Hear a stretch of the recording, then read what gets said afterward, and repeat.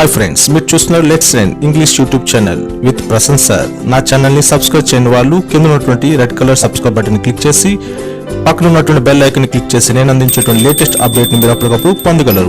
You are watching let's learn English with Prasan sir YouTube channel. మనం 1లో ఏం నేర్చుకున్నాము అంటే కంప్యూటర్ అంటే ఏంటి, కంప్యూటర్లో ఉండే పార్ట్స్ ఏంటి, అవన్నీ కూడా నేర్చుకున్నాం. అసలు ఈ కంప్యూటర్ అనే పదం ఎక్కడి నుంచి వచ్చింది? ఈ కంప్యూటర్ అనే పదం ఎక్కడి నుంచి వచ్చింది? ఈ కంప్యూటర్ అనే పదం అనేది కంప్యూట్ అనే లాటిన్ వర్డ్ నుంచి వచ్చింది. కంప్యూట్ అనే లాటిన్ వర్డ్ నుంచి వచ్చింది అనమాట. అసలు ఈ కంప్యూట్ అనగానే ఏంటి? ఈ కంప్యూట్ అంటే గణన అని అర్థం. గణన అని అర్థం. ఓకే, అయితే ఈ గణన అనేది ఎందుకు అంటే ఈ కంప్యూటర్ అనేది ఫస్ట్ కనుక్కుంది మనం ఎవరని చెప్పుకున్నాము? చార్లెస్ బాబేజీ. ఆ చార్లెస్ బాబేజీ ఒక మ్యాథమెటికల్ ప్రొఫెసర్ అని చెప్పుకున్నాం. ఆయన క్యాలిక్యులేషన్స్ చేయడానికి ఫస్ట్ మిషన్ ని కనుక్కున్నారు కాబట్టి ఆ క్యాలిక్యులేషన్ సంబంధించింది కంప్యూటర్ కాబట్టి అందుకు గణన అంటే క్యాలిక్యులేషన్స్ కాబట్టి సో కంప్యూటర్ అనేది కంప్యూట్ అనే లాటిన్ వర్డ్ నుంచి వచ్చింది. కంప్యూట్ అనగా అర్థం గణన అని. ఓకే, అయితే దాని తర్వాత మనం ఏం తెలుసుకున్నాం అంటే కంప్యూటర్ లో మెయిన్ గా పార్ట్స్ ఉంటాయని తెలుసుకున్నాం. Mainly 4 parts. ఆ 4 పార్ట్స్ ఏం పని చేస్తాయి, అవి ఏంటి, దాని తర్వాత ఇన్పుట్ అంటే ఏంటి, అవుట్పుట్ అంటే ఏంటి, ప్రాసెస్ అంటే ఏంటి, ఇన్పుట్ డివైస్ ఏవి, అవుట్పుట్ డివైస్ ఏవి అనేది తెలుసుకున్నాం. సో ఇప్పుడు ఏంటి అంటే ఆ డివైస్ ఎన్ని రకాలు, అవి ఏంటో తెలుసుకుందాం. ఇది తెలుసుకునే ముందు ఫస్ట్ ఈ కంప్యూట్ అనేది లాటిన్ వర్డ్ నుంచి వచ్చిన తర్వాత ఈ కంప్యూటర్ ని ఫస్ట్ కనుక్కుంది అబాకస్ అని కనుక్కున్నారండి. అబాకస్. ఈ అబాకస్ ని ఎవరు కనుక్కున్నారు అంటే చైనా వాళ్ళు కనుక్కున్నారు. ఈ అబాకస్ ని కనుక్కుంది చైనా దేశస్తులు. అయితే ఈ అబాకస్ అనేది చిన్న చిన్న క్యాలిక్యులేషన్స్ వరకు మాత్రమే యూజ్ అయ్యేది. దీని తర్వాత కనుక్కున్నది పాస్కల్. దీని తర్వాత కనుక్కుంది పాస్కల్. ఈ పాస్కల్ ని దేనికి యూజ్ చేస్తారు అంటే ఎక్కువగా ఎడిషన్స్ ని సబ్ట్రాక్షన్స్ ని చేయడానికి మాత్రమే ఈ పాస్కల్ ని యూజ్ చేస్తారు. ఈ పాస్కల్ తర్వాత మనకు మళ్ళీ ఎనాలిటికల్ ఇంజన్ ని, డిఫరెన్షియల్ ఇంజన్ ని కనుక్కోవడం జరిగింది. ఎనాలిటికల్ ఇంజన్ ని, డిఫరెన్షియల్ ఇంజన్ ని కనుక్కోవడం జరిగింది. ఓకే, అయితే అండ్ నెక్స్ట్ మనకుండే పార్ట్స్ కోసం మనం ఒకసారి చెక్ చేసుకుందాం. CPU, monitor, keyboard, mouse, printer. Special గా ఈ పార్ట్స్ కోసం మెయిన్ మనం ఇప్పుడు తెలుసుకోవాలండి. ఈ పార్ట్స్ లో ఫస్ట్ సిపియు. ఈ సిపియు కోసం మనం ఎక్కడ నేర్చుకుంటామంటే బ్లాక్ డయాగ్రామ్ ఆఫ్ కంప్యూటర్ లో నేర్చుకుంటాం. బ్లాక్ డయాగ్రామ్ ఆఫ్ కంప్యూటర్ లో నేర్చుకుంటాం అనమాట. అయితే ఫస్ట్ ఇక్కడ తెలుసుకోవాల్సింది మోనిటర్. ఈ మోనిటర్ అనేది డిస్ప్లే స్క్రీన్ అని ఆల్రెడీ నేను చెప్పుకున్నాం. ఈ మోనిటర్ అనేది జనరల్ గా 2 టైప్స్ అండి. ఈ మోనిటర్ అనేది 2 టైప్స్ గా డివైడ్ అవుతుంది. అది ఒకటి సిఆర్టీ మోనిటర్, 2 ఎల్సిడి మోనిటర్. అసలు సిఆర్టీ అంటే ఏంటి, ఎల్సిడి అంటే ఏంటి? సో ఇది వరకు ఈ మోనిటర్ ని 2 విధాలుగా ఎలా చెప్తారు అంటే black and white monitor and colour monitors గా చెప్పేవాళ్ళు. బట్ ఇప్పుడు ఏంటి అంటే సిఆర్టీ మోనిటర్ అని, ఎల్సిడి మోనిటర్ అని చెప్తూ ఉన్నారు. CRT monitor, LCD monitor. అసలు సిఆర్టీ మోనిటర్ అంటే ఏంటి? Cathode ray tube. Cathode ray tube. ఈ క్యాథోడ్ రే ట్యూబ్ అంటే ఏంటి? ఈ క్యాథోడ్ రే ట్యూబ్ మోనిటర్స్ అంటే ఏంటంటే ఇదివరకే ఇంతకు ముందు మనకు కదా టీవీస్ ఏవైతే పెద్ద టీవీస్ ఏవైతే ఉన్నాయో ఆ టైప్ లో ఉండే మోనిటర్ని క్యాథోడ్ రే ట్యూబ్ మోనిటర్ అంటారు. ఇందులో క్యాథోడ్ బీమ్ అనేది ఉంటుంది. ఆ బీమ్ ద్వారా ఆ లైట్ అనేది ఉద్గారం అయ్యి దాని నుంచి రేస్ అనేవి వచ్చి డిస్ప్లే అనేది మనకు కనిపిస్తూ ఉంటది అనమాట. సో అది క్యాథోడ్ రే ట్యూబ్ మోనిటర్ అంటాం. అండ్ నెక్స్ట్ ఉండేది ఎల్సిడి. ఎల్సిడి అంటే liquid crystal display. Liquid crystal display.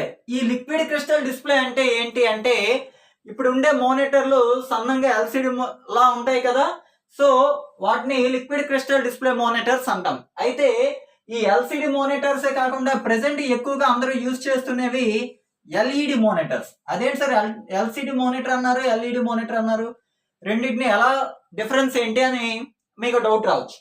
So LCD అనేది లిక్విడ్ క్రిస్టల్ డిస్ప్లే అండి. ఎల్ఈడి అనేది light emitting diode, light emitting diode. అయితే ఏంటి సార్ డిఫరెన్స్? రెండు ఒకేలా ఉంటాయి, ఏమైనా డిఫరెన్స్? ఇంచుమించుగా రెండు ఒకేలాగా ఉంటాయండి. కానీ ఆ డిఫరెన్స్ ఏంటి అంటే ఈ ఎల్సిడిలో మనం ఏదైనా చూసేటప్పుడు స్ట్రైట్ గా చూస్తే మాత్రమే కనిపిస్తుంది. బట్ ఈ ఎల్ఈడిలో మనం ఏ కార్నర్ నుంచి చూసినా సరే ఒకేలా కనిపిస్తుంది. ఈ ఎల్సిడిలో ఏదైనా సైడ్ నుంచి చూసాం అనుకోండి, అది ఎలా కనిపిస్తుంది అంటే మనకి అలకేసినట్టుగా, అంటే తార్ రోడ్డు పైన ఎండగా ఉండేటప్పుడు దూరంగా ఉండేటప్పుడు చూస్తే ఎలా వాటర్ లా కనిపిస్తుందో ఈ డిస్ప్లే పైన కూడా అలానే ఎలా అలికేసినట్టుగా వాటర్ ఏదో ఉండేటట్టుగా కనిపిస్తూ ఉంటది అనమాట. సో ఈ 3 టైప్స్ డిస్ప్లేసే కాకుండా మనకి ఇంకా 2 రకాలు ఉన్నాయి. 3D డిస్ప్లేస్, 3D మానిటర్లు అంటారు వాటినే. అండ్ నెక్స్ట్ టిఎఫ్టి అంటారు, thin film transistors. TFT thin film transistors అంటారు అనమాట. ఇవన్నీ కూడా డిస్ప్లేస్ కి ఎగ్జాంపుల్. నెక్స్ట్ మనకు ఉండేది కీబోర్డ్స్ అండి. ఈ కీబోర్డ్స్ కూడా 2 టైప్స్. కీబోర్డ్స్ అనేవి 2 రకాలు. అవి ఒకటి స్టాండర్డ్ కీబోర్డ్, రెండోది మల్టీ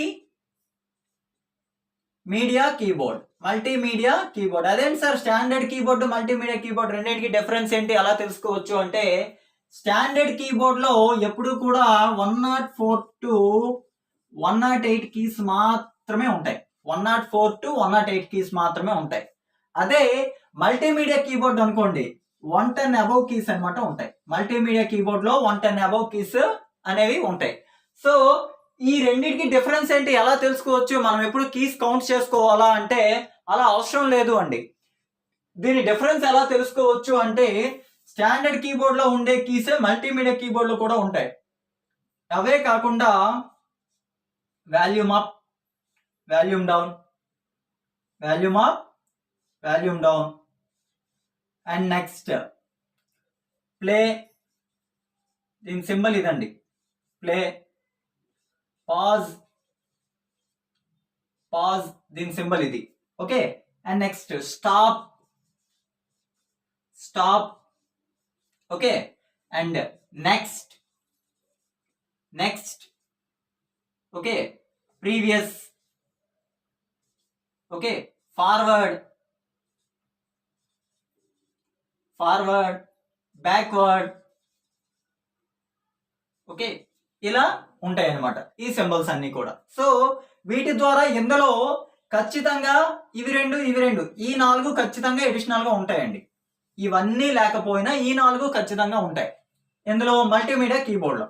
అదే ఒకవేళ ఆ మల్టీమీడియా కీబోర్డ్ ఇంకొద్ది పెద్ద సైజ్ అయ్యింది అనుకోండి, ఆటోమేటిక్ గా ఇవన్నీ కూడా ఇస్తాడు అనమాట. మనకి కావాల్సిన వీడియో ప్లే గానీ, వీడియో పాజ్ గానీ ఇలాంటివన్నీ చెప్తుంటాం కదా.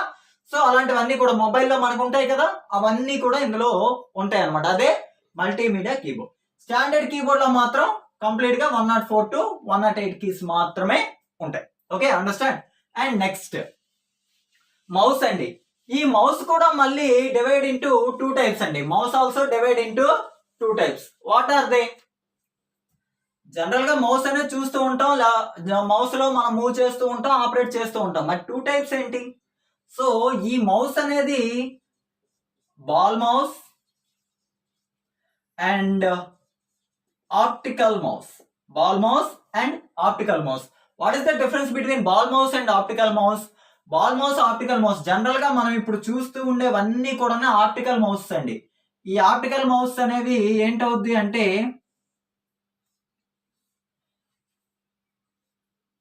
ఈ ఆప్టికల్ మౌస్ లో క్రిందన ఒక లైట్ వెలుగుతూ ఉంటుంది. ఆ లైట్ వెలగడం ద్వారా మౌస్ అనేది మూవ్ చేస్తూ ఉంటాము. మూవ్ చేస్తూ ఉంటే మనకి ఎటు కావాలంటట్టు మూవ్ అవుతూ ఉంటుంది. ఇది లెఫ్ట్ బటన్, ఇది రైట్ బటన్, ఇది మిడిల్ స్క్రోలర్. స్క్రోలర్ అంటారండి, స్క్రోలర్ అన్నమాట. అది స్క్రోల్ చేసుకోవడానికి చక్రం ఉంటుంది. ఓకే, ఇది ఆప్టికల్ మౌస్ అండి. నెక్స్ట్ బాల్ మౌస్ అంటే ఏంటి డిఫరెన్స్? బాల్ మౌస్ కూడా అలానే ఉంటుందండి, యాజ్ ఇట్ ఈజ్ గా ఇంచుమించుగా అలానే ఉంటూ మనకి ఏంటి డిఫరెన్స్ అంటే ఈ క్రింది భాగంలో మౌస్ రొటేట్ చేసేటప్పుడు ఇక్కడ లైట్ ఉంటుందని చెప్పుకున్నాం కదా, ఆ ప్లేస్ లో ఇక్కడ ఒక బాల్ అనేది ఉంటుందండి, బరువైన బాల్, లైక్ మార్బుల్ గోలీ పిక్ అంటాం కదా, ఆ టైప్ లో ఒక బాల్ ఉంటుందండి. ఆ బాల్ ఉండడం ద్వారా ఆ బాల్ అనేది మౌస్ ప్యాడ్ పైన పెట్టి ఇలా మూవ్ చేస్తూ ఉంటే బాల్ మూవ్ అవుతూ ఉంటే మౌస్ అనేది మూవ్ అయ్యేది. అది ఓల్డ్ ఏవైనా ఎంఆర్ఓ ఆఫీసెస్ కానీ కలెక్టరేట్స్ కానీ ఎప్పుడైనా ఓల్డ్ సిస్టమ్స్ ఉంటే అందులో మనం చెక్ చేసుకుంటే ఇవి కనిపిస్తాయి. అండ్ నెక్స్ట్ ఏంటి అంటే ప్రింటర్ అండి. ఈ ప్రింటర్ కూడా 2 రకాలుగా చెప్తారండి. ఈ ప్రింటర్ అనేది 2 టైప్స్. అవి ఏంటి?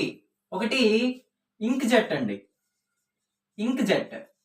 రెండోది లేజర్ జెట్.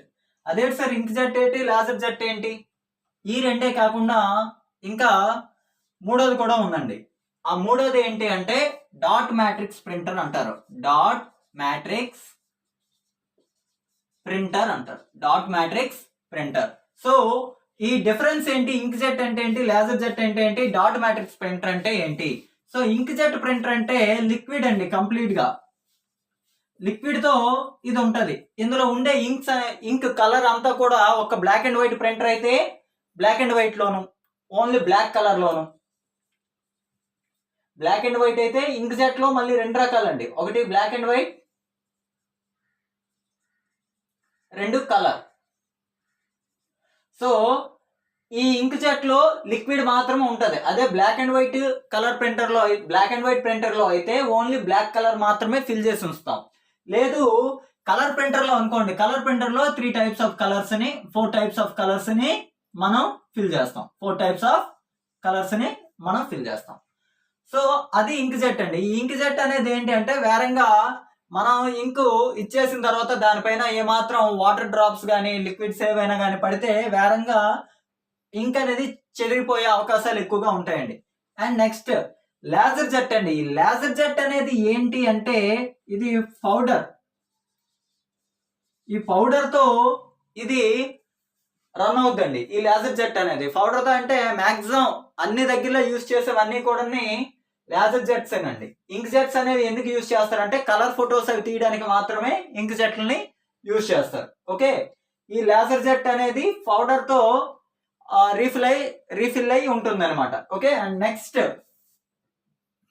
అంటే ఈ లేజర్ జెట్ లో క్యాటరేజ్ అని ఉంటుంది.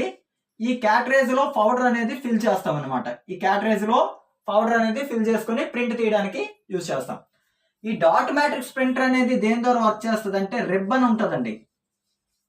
ఈ రిబ్బన్ తో పాటు మనకి ఇంకేం ఉంటుంది అంటే హెడ్ అని చెప్తారండి, హెడ్ అని చెప్తారు. సో ఈ డాట్ మ్యాట్రిక్స్ ప్రింటర్ లో రిబ్బన్ విత్ హెడ్ ఆ రెండు కలిసి ఒక రిబ్బన్ పైన, ఒక్క నిమిషం, ఇలా ప్రింటర్ ఉండేటప్పుడు ఇక్కడ రిబ్బన్ ఉంటుందండి. ఇలా ఈ చివరి నుంచి ఆ చివరి వరకు పేపర్ అనేది ఇలా మనం ఫోల్డ్ చేస్తే ఇలా పెడితే ఇటు నుంచి ఇలా వెళ్ళి ఇలా పైకి ఇలా వస్తుందండి. సో ఇలా వచ్చేటప్పుడు ఇక్కడ ప్రింట్ అవ్వడానికి ఒక హెడ్ అనేది ఉంటుంది. ఈ హెడ్ అనేది ఇటు అటు మూవ్ అవుతూ ఉంటుందండి. అలా మూవ్ అయ్యేటప్పుడు డాట్స్ గా ప్రింట్ అవుతూ ఉంటుందండి. మనం రాసేది ఏదైనా కూడా డాట్స్ గా ప్రింట్ అవుతూ ఉంటుంది. సపోజ్ ఇంక్ అని రాయాలనుకోండి, అంటే ఈ లైన్ అంతా ఒకసారి, ఈ లైన్ అంతా ఒకసారి, ఈ లైన్ అంతా ఒకసారి ప్రింట్ అవుతుందండి. ఈ లైన్ అంతా ఒకసారి, ఈ లైన్ అంతా ఒకసారి, అలా డాట్స్ గా ప్రింట్ అవుతూ ఉంటుంది. అది డాట్ మ్యాట్రిక్స్ ప్రింటర్ లో. ఓకే, ఇక్కడికి ఇవి చాలా ఇంపార్టెంట్ క్వశ్చన్స్ అండి. సో అండ్ నెక్స్ట్ ఉండేది ఏంటి అంటే మనం జనరేషన్స్ ఆఫ్ కంప్యూటర్స్ ని కంప్లీట్ గా తెలుసుకోవాల్సి ఉంటుందండి. ఈ జనరేషన్స్ ఆఫ్ కంప్యూటర్ లో మనకి ఏమేమి వస్తాయి, ఎలా వస్తాయి అనేది నెక్స్ట్ క్లాస్ లో తెలుసుకుందాం. ఓకే.